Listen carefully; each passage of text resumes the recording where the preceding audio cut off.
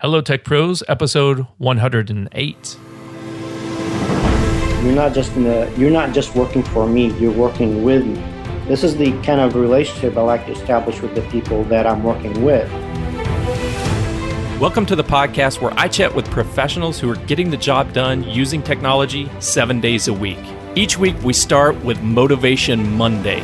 Tuesday is about productivity, Wednesday, leadership, Thursday, technology, Friday, people and communication, Saturday, entrepreneurship, and Sunday, being unplugged. All right, let's get started. Hello, Tech Pros. This is Chad Bostic, and I'm excited to introduce our featured guest today, Tarek Dina. Happy Wednesday, Tarek. Same to you, Chad. Are you ready to lead us through this interview? Sure thing. Awesome. Tarek Dina is a product of the University of Oklahoma. Tarek Dina is an accomplished entrepreneur boasting a highly skilled 19-year career, reflecting a clear leadership style of identifying, developing, and implementing business solutions for a wide variety of clientele. He started a web design firm, Levant Technologies, in 2003.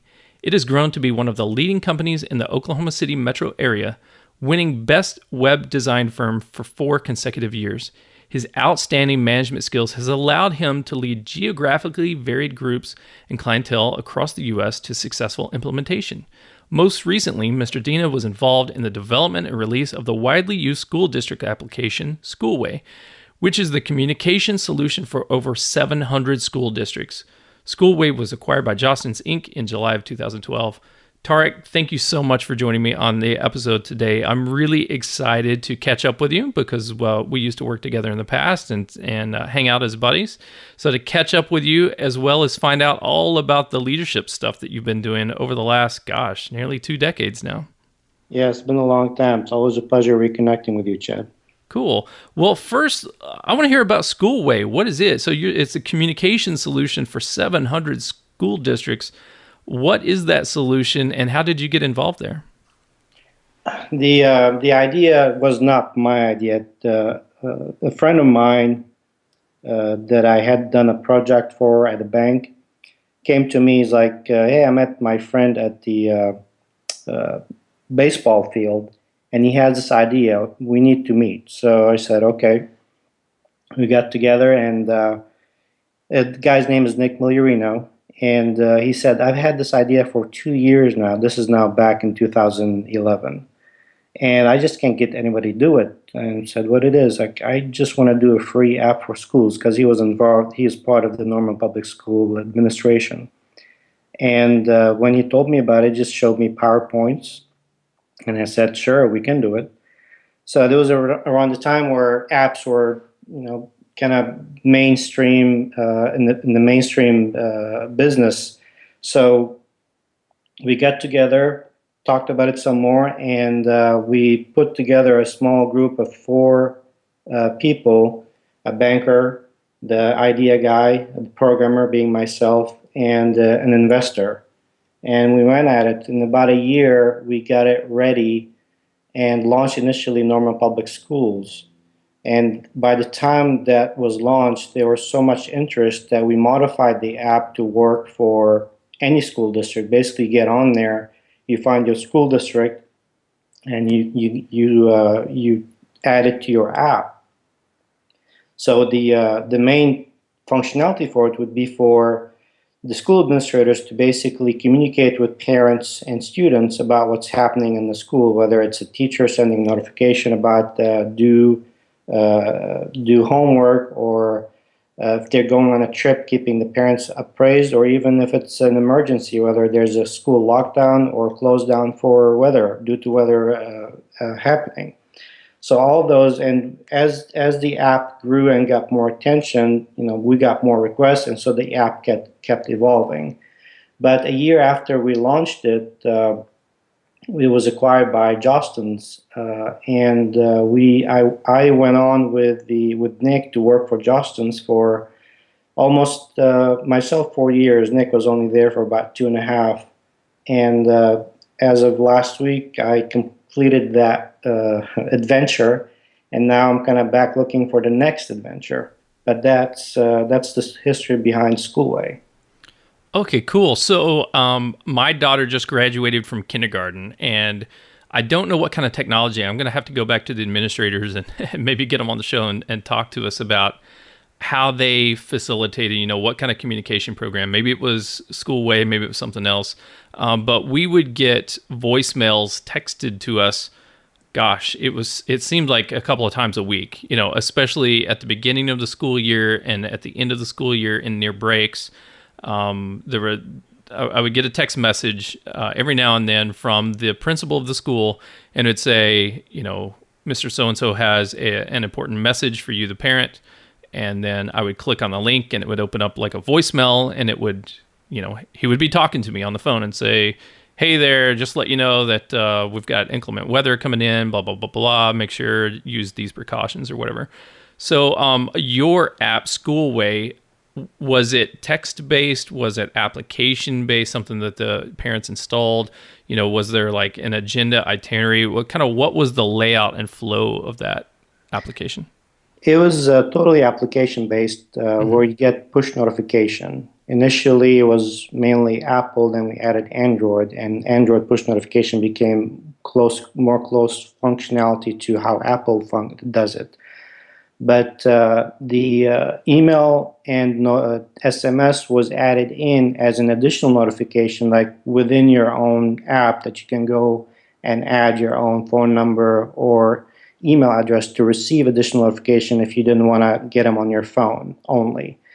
So there was no voice, because that's what you call a dialer system. Mm-hmm.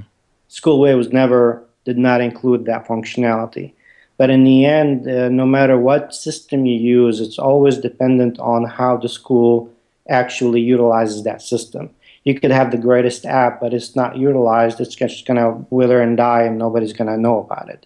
So it really goes back to the administrators being involved and having the time to do it. And the biggest complaint we got over time from administrators is they're already busy. I don't want to add another thing on my plate. But the Schoolway app was meant to try to consolidate a lot of that communication to one place. So the only thing was missing from that formula was the dialer piece. Cool. Dude, I've got so many questions on this, specifically around the kind of joint venture or the team that you put together on building this. So you had the idea person, the school administrator, come to you directly and say, "Hey, I got this idea. I can't get anybody to act on it." And then you built this 4-person team with the investor and the banker and yourself and the school official, and you all, collaborated to build this thing. So maybe we could bring you back for a People Friday to really go into the team dynamics there and how you built a team that successfully launched, grew this company into 700 different school districts, and then was acquired by another organization. But that sounds like it's a big scope, a story that could last us a whole nother episode. Absolutely. And I can give you a couple of examples of partnerships working and one that's completely did not work. Okay, cool. Yeah, I'd love to learn from that. But today, as you know, Tarek, is Leadership Wednesday on Hello Tech Pros, and we're all about being the leader that enriches the lives of our employees. We're there to, remove the obstacles out of their way, really inspire them to work at their best level and to help them increase and get to the next level. But sometimes we don't always come across great leaders. Sometimes we actually work for horrible bosses. Now, we don't want to throw people under the bus, and we don't want to name names, but tell us a personal story, Tarek, of the time when you worked for a horrible boss, because we want to learn from that example so that we don't make the same mistakes that this person did. Well, when you say that, immediately one specific experience came to mind, and this was in the early days of my career. And it was when the web was starting to grow. Basically, everybody was starting to realize that they need to do a website. And we're talking about really ugly websites still in the concepts of today, but that's what was available back then. And this guy, so I was in charge kind of the development team, which really was me and another guy. And we had our boss. And for some reason, with the limited knowledge of that boss, but all he knew was sales. So we had one product, which was kind of like it used to be called the Miva shopping cart. I think it still exists, but this was very early stage of that software. And no matter what the client's website was, he always found a way to sell the project as a Miva shopping cart. And it just drove me nuts. And his management style was absolutely, I mean, it only reminded me of, and not to insult anybody, but what everybody complains about car salesmen. Mm. And it just was not a good experience. So it was, he was the reason that made me look for another job that got me down to the path of where I am today. So I can tell you from a personal experience, for that guy, I hated him for, no, not hated him, I despised him for a good 3 years or so until I saw as my life was progressing, like, if I didn't have that experience, I would have gone a completely different path. And I shouldn't hate that guy. It's just an experience that I should have learned from, which I did, and then moved on. And so my perspective on how to look at a situation completely changed from that experience, but it was not an immediate realization. The other thing that I realized was when I got fed up with that, with my immediate manager, I went to the owner of the company and I just explained to him my issues. Like I just went to him with the problem.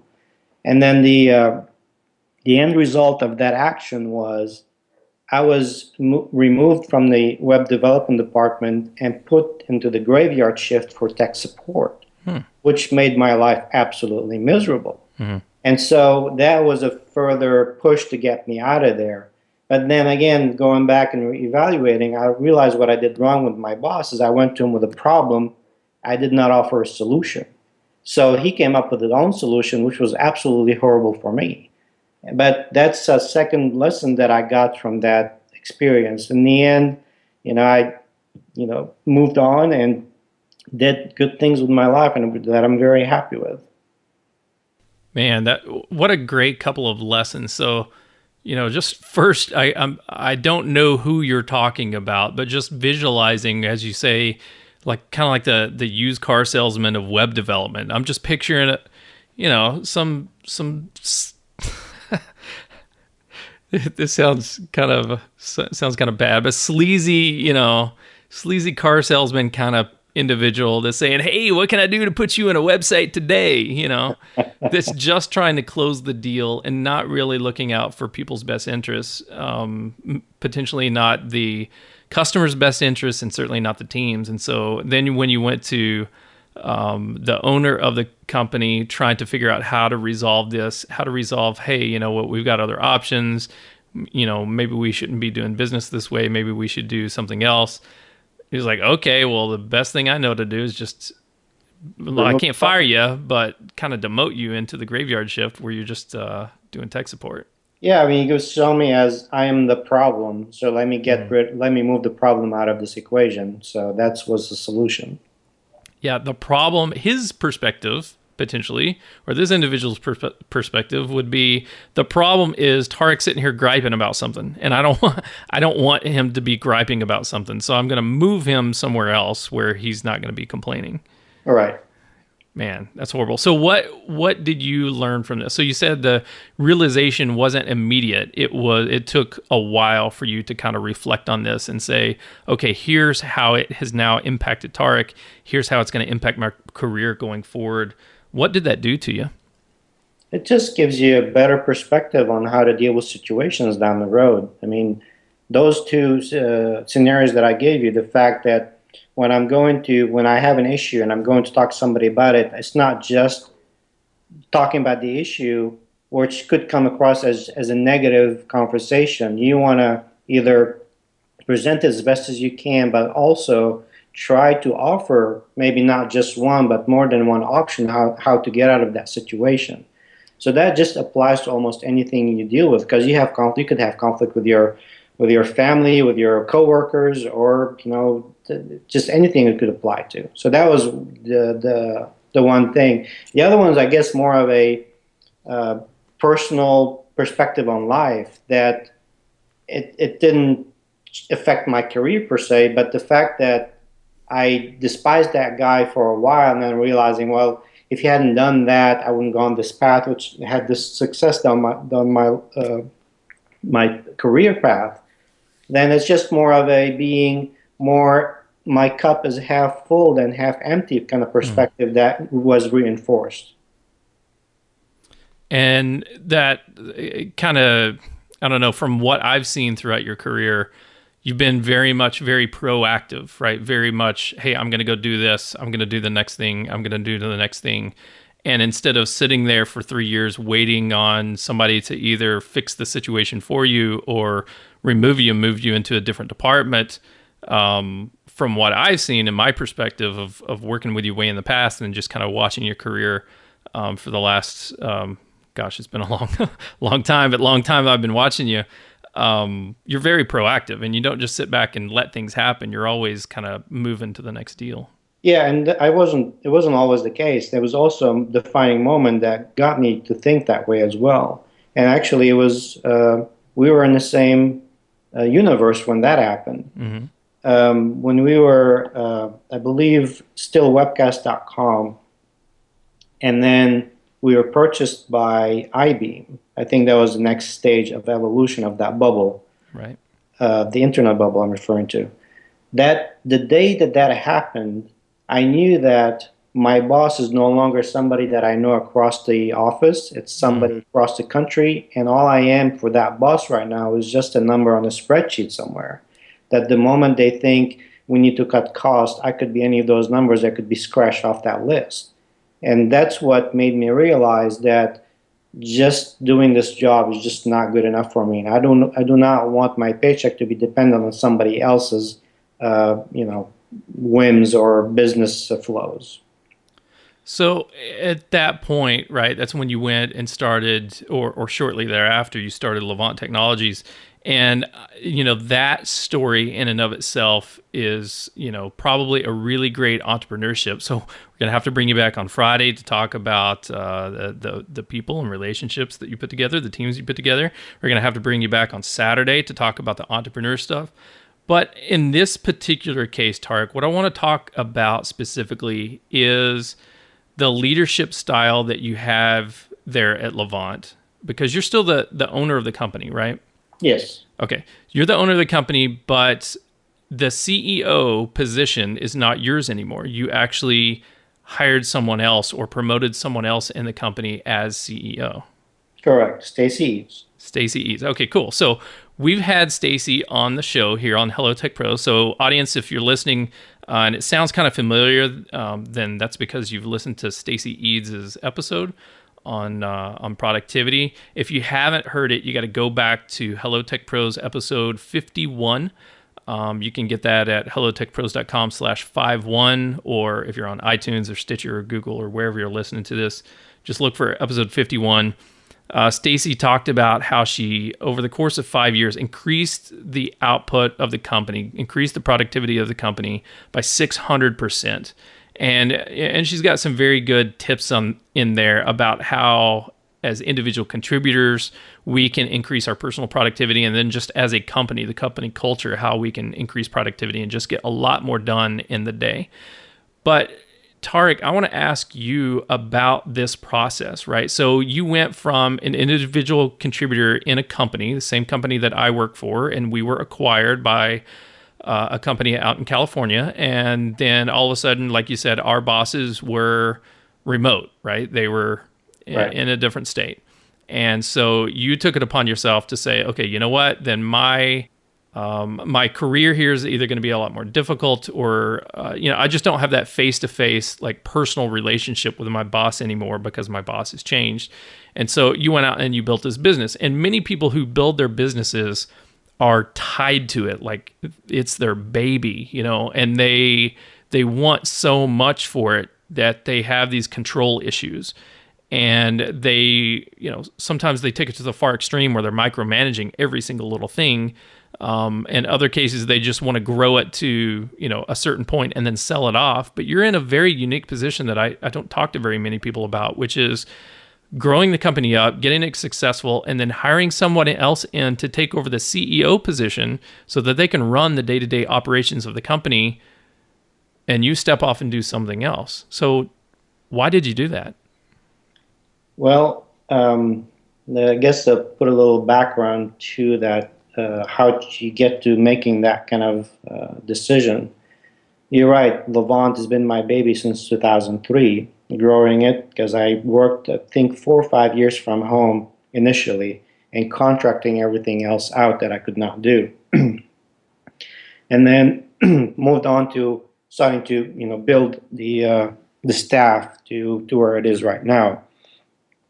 But back to that old history where we used to work, I was in charge of the event management for our clients, which was a team of about, I think, 7 people at the time at its peak. Excuse me. So at the time, as we started adding crew, obviously I was the one with the most knowledge, and they'd always come to me to get things done. And a lot of times the thought crossed my mind is, I can always get this done a lot quicker if I do it than to tell them or give somebody else to do it. But then very shortly afterward, I realized there's just not enough hours in the day to actually get that accomplished. So that's kind of where you realize something has to change. So the point of trying to delegate tasks to somebody else. So I brought the whole team into one room, and we just did a couple of several sessions going over everything that I know, processes. Basically, did a knowledge dump / transfer to them, and now it was all in their hands to do the same job that I was doing. And basically, if they had any questions, come to me, and then we start working as a team, not as a boss and kind of minions under him. Mm-hmm. And that's also changed my style of how I work with people, because I like sharing information. You come to me, you ask me a question, I will tell you the answer. I don't look at it as a threat to my position, because if you trying to hold on to something and you say, I'm the only one going to do this, then something negative is going to come out of that process. Either people are going to look at you different, they're just not going to come ask you questions, whatever it is. It just creates a negative bubble that I think is just not worth having.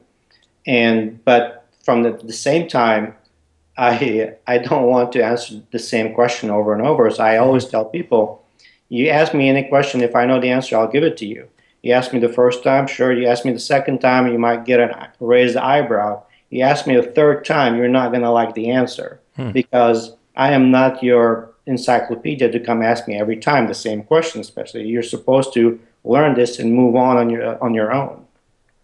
So that was the core for where I am today. The ability to start delegating is very important. Otherwise, there's only so much you can do. And Stacy is just, I can't think of a better person running my company. We met, we used to work with her. The moment that we started working with her, Chad, I remember seeing something in her that she's one of only other person that I told this to, that I said to her, if I ever have my own company, I want to hire you. And to actually be able to get to that stage and do it, because what Stacy does, she takes a good idea and makes it great. And that's what she's done with Levant. She's, as you mentioned in the stats, she grew production by 600%. Who does that? I mean, I think I also was at a limit of what I could do, because I'm good at multitasking and doing this, that, but there's only so much you can do. And I think I saw my limitations from the perspective of growth, because I saw that I plateaued at a certain level. And Stacy basically took everything that I knew, and I learned from networking, from how to think about taking a project and making custom programming a reality for a specific client, and just shot it up into stratosphere, and just Levant is what it is today because of that. Man, that's incredible story, because we don't hear that, or I don't hear that very often, right? I hear the opposite stories, the stories of, we want to promote people, we want to give them opportunities, but at the same time, we want to grow our own, our own career or our own business, and there's that level of ego, right? That it may be a little bit, but it's still there somewhere. It's about us, and I don't hear stories very often about people who are like ready and willing to hand over the reins to someone else and give complete trust to someone else to say, I'm bringing you in as an individual contributor on the company. Okay, now you're a leader in the company. Okay, now you're basically running the company, and I'm going to step over here and do something Right. else. Well, Stacy earned that trust because it wasn't like I was hired her on Monday and Friday she had their own. Sure. So the she over time proved herself and just allowed me to step back because I was, doing so much that I needed that release for somebody to take over, and she was a natural fit. Even though her background is journalism, it's just irrelevant to me. You have the thought process of and getting the job done. And she, without me trying to say, hey, I'm looking for a CEO, she just was a natural fit and just grew into that role and just ran with it. And I was extremely happy to just let that grow. And I stepped back and take care of other things that I had on my mind that I wanted to do. Awesome. So we've mentioned a couple of times in the last few minutes instances of delegation and why delegation is such a good idea. So, Tarek, in just a moment, I want to dive deeper into the areas of delegation and when we should do it, when we should not do it. But first, we're going to take a quick break and thank our sponsors. This episode of Hello Tech Pros is sponsored by Minio Cloud Storage.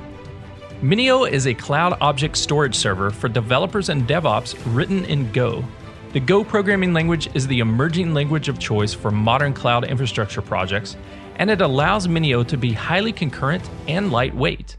Minio is Amazon S3 compatible, built with microstorage architecture in mind, but at its heart, Minio is simple, scalable, and supported by a passionate developer and user community. In episode 89 of Hello Tech Pros, I talked with A.B. Periasamy, one of the founders of Minio, about the importance of community support and recruiting software developers who are as passionate about their product's code as artists are of their art. Check out that episode at hellotechpros.com/89 and check out Minio Cloud Storage at minio.io. That's minio.io.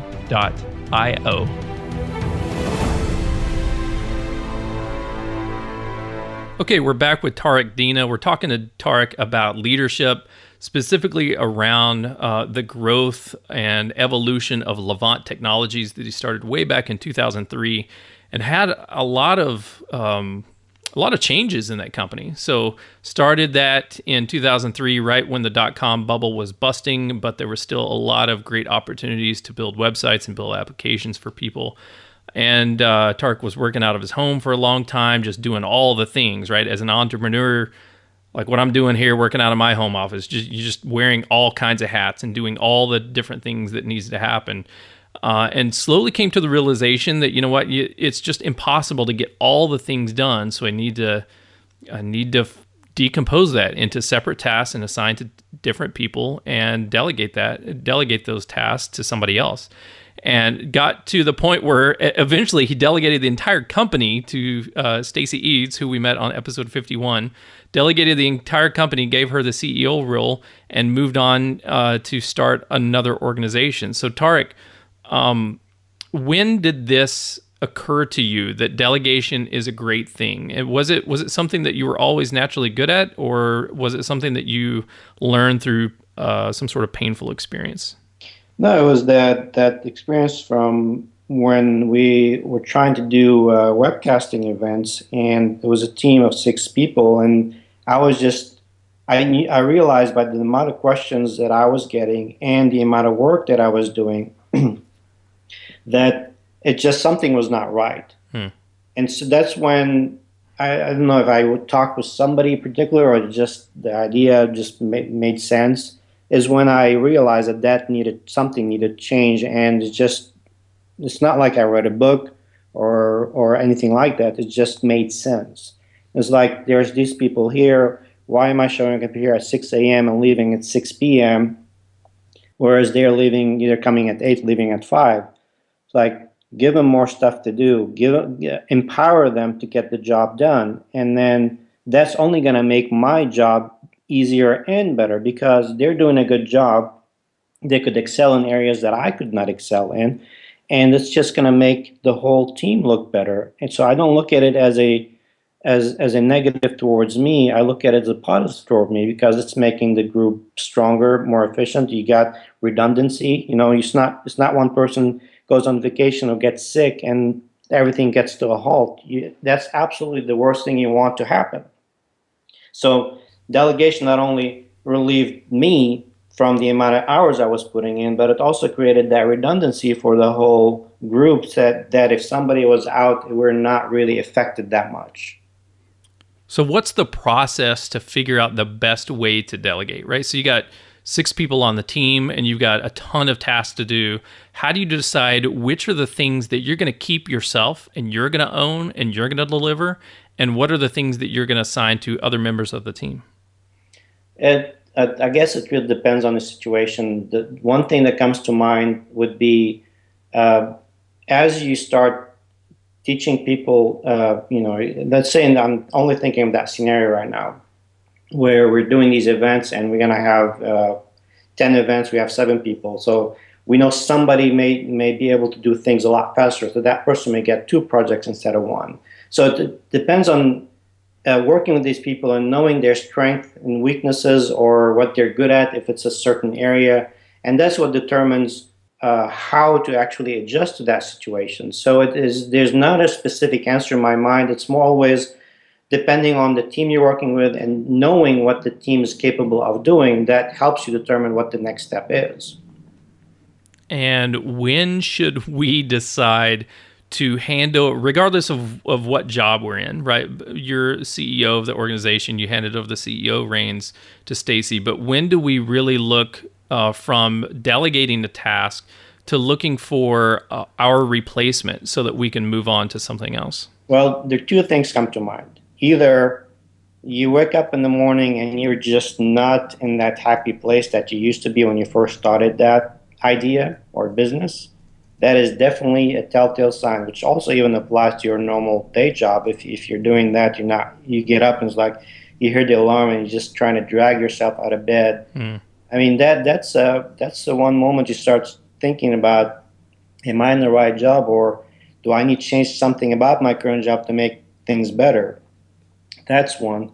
The other one is maybe they come along, maybe not, but if you're working a lot of hours and you're just getting to feel burned out, that's another uh, flag for you to realize that something has to change. I mean, the thing for me is I was working quite many hours, but I was still very happy. No matter, I mean, when I was working that school way out, I was putting in hours like 1, 2 in the morning. I was still programming, and I just was not bothered by it at all because I was passionate about it. I knew it was going somewhere. I was happy.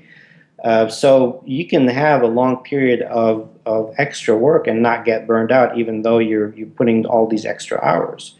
But the other thing, I guess I said 2. I'm thinking of a third one now. Is the for me particularly relevant. I also realized that, as I mentioned earlier, I felt like I was plateauing with the amount of work I can get going with the current team that I had. And so combining all those 3 helped me. I think it's almost each one of them could be a deciding factor on its own. So, but the 3 of them can be mixed or be on their own to make you realize that something has to change. Now, the final risky part is actually, are you able to find somebody at that moment that is able to pick up where you think you want to hand off for the company to move in the better direction? I mean, I think I was extremely fortunate in the way mine flowed because Stacy came on board at the time where I was starting to do. I felt like we had plateaued for the last 6 months or a year, and we're starting to do more custom programming. And I was more involved with the Schoolway app, and all coming together was just getting too much for me to do. But she just fit in perfectly, started picking things up, and before you know it, she just had the role without even, if I ask me right now, was it a decision that I planned? No, but it just happened naturally. Great story, Tarek. Thank you so much for sharing that. It's just, making me look forward in this case, right? As I'm launching Hello Tech Pros in April of 2016, and now here we are. This is, what is this, episode 108 that we're recording today. And looking forward to the long term of this, right? As this brand branches out into who knows what, right? Maybe we'll be doing some consulting, maybe we'll be doing some app development, some software development. Maybe we're doing coaching and mentoring of entrepreneurs or of technical professionals. I don't know where we're going, but it makes me think really, really hard about when I start hiring a team and putting people in place to help me do all the things. First of all, I'm going to have to hire a team and put a team in place to help me do all the things, because there's no way I can do any one of those things by myself, right? I can do this. Well, I can't do this because I have a team that helps me edit the podcast, right? So I'm outsourcing different parts of it. But I mean, like, I can do the podcast and just have one-on-one discussions. But if I wanted to turn this into like a coaching program, a mentoring program, a consulting business, an app development shop, software development shop, that means I'm going to have more people in this company, more people in Hello Tech Pros to help do all those things. But when I start to hire those people, one of the first things that I'm going to be thinking in the back of my mind, going back to this episode and my discussion with Tarek, Dina, is when I'm hiring people to do XYZ task or to help me start this side of the business, I'm also looking for potentially people that can take over and can run the stuff so that I can step into new roles and I can do new things. Absolutely. Awesome. Great stuff. Well, Tarek, I would like to, I know you have inspired me to think about how I'm growing my business and to think about leadership in a different way as I'm exploring the next chapter of Hello Tech Pros. But maybe the audience out there, they're in different positions, right? There's probably some people that work for Fortune 100 companies. There's probably people that are individual contributors that are moving into management or would like to move into a leadership role. There's other people who are entrepreneurs who own their own business, whether it be small or large. And they're trying to, learn from this conversation as well. So if you could help them from your experience, right? Let's sum all of this knowledge up into a couple of sentences here and get your final words of wisdom for that audience, the best way that we can connect with you, and then we'll say goodbye. I'll try, because I went all over the map with this conversation. But I think if I was to focus on something, I'd say I like to empower people/employees to grow and do a better job. That's why if I have knowledge, I like to pass it on. Because ultimately, if I give them everything and they look at it as, well, I stole all the information, I'm going to go somewhere else, that's really their personality. But I'm looking at it as, I'm building that trust. I want to. It's not just you're not just working for me. You're working with me. This is the kind of relationship I like to establish with the people that I'm working with. So, giving them all the knowledge, empowering them, it builds a level of trust that is valued more than money in a lot of cases. Because, if you have an issue, they can come to you for support, and it just builds that trust that is long lasting. And I can tell you from the different people will be handled differently, obviously, but from one example I can tell you is I am very happy and proud of the relationship that I've had over time with Victor. And it's just, I just can close my eyes and not have to worry about Victor, because it's not just Victor is our lead designer, but he is also a friend, and I trust him, explicitly. So that it's the ability to take it beyond just an employee is really extremely valuable for me. Awesome, cool stuff. So, what's the best way that we can connect with you? Just I guess going to the Levant website, but if I don't know if my email's on there actually, but my bio is on there. So it's just my name, Tarek at levanttech.com would be the easiest way. And I've got links to all different kinds of ways to connect with Tarek. If you want the super secret ways on how to get in touch with Tarek, just go to hellotechpros.com/108. You'll get the show notes page for this episode, as well as the great ways to connect with Tarek, and also comments and discussions that you can have with Tarek right there on the site. Tarek, thank you so much for joining me on Hello Tech Pros today. I really value your friendship. I value your insight, your wisdom, and experience, and appreciate you taking time out of your busy Wednesday to spend time with us. Always a pleasure, Chad, and look forward to our next chat. You bet. Tech Pros, think about this. Other than doing a great job, right? Because I think doing a great job and providing a high value service or product is the most important thing that you can do in your job, no matter what your job is. That's goal number one. But goal number two might be succession planning. Whether you're an individual contributor that's just like whatever, you're doing graphic design, you're doing database administration, you're doing software development, you're doing whatever it is, and you think, oh, I'm not a leader in the company. You can get there faster if you start thinking about succession planning. And if you are a leader in the company, start thinking about succession planning. Start delegating some of your tasks, not just the tasks that should be assigned to the team, but some of your own stuff that's assigned to you.